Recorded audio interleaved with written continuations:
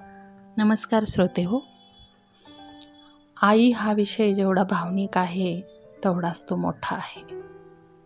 2-4 दिवसापूर्वीच मी आई या विषयावर एक कविता लिहिलेली आहे.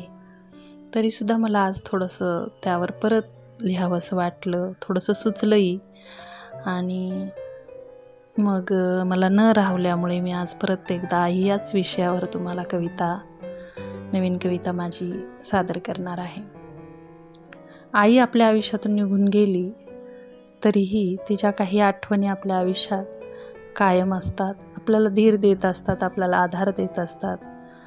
आणि अशाच आशयाची ही आपली आई नावाची कविता.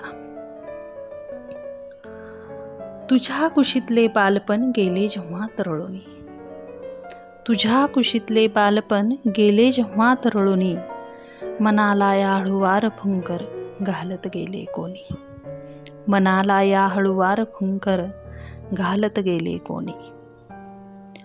ऊब मायेची तुझ्या देहभर पसरून गेली, ऊब मायेची तुझ्या देहभर पसरून गेली, आयुष्याची झालेली फरफड अलगद विसरून गेली, आयुष्याची झालेली फरफड अलगद विसरून गेली.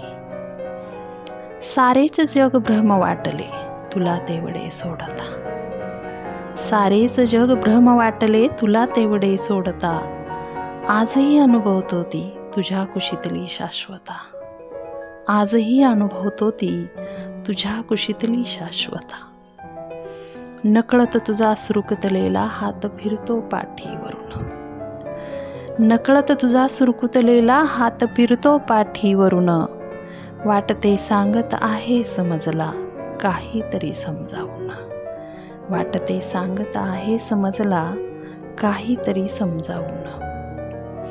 हरतो जेव्हा जीवनाशी तुलाच शोधित येतो, हरतो जेव्हा जीवनाशी तुलाच शोधित येतो, माझे बालपण तुझ्या कुशीतले पुन्हा जगून घेतो, माझे बालपण तुझ्या कुशीतले पुन्हा जगून घेतो.